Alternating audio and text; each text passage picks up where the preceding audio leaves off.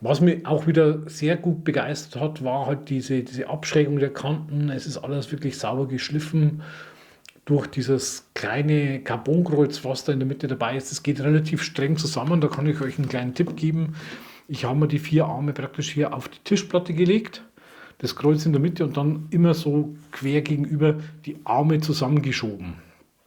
Weil das ist relativ eng bemessen, was ja eigentlich auch gut ist, weil wir haben hier echt in den Armen, also wir haben ja einfach null Spiel drin. Ich kann das gar nicht am Video so darstellen. Der ist einfach, wie sagt man bei uns so schön, bocksteif, das Ding. Und von daher bin ich eigentlich wirklich sehr, sehr zuversichtlich, dass der recht gut fliegen wird.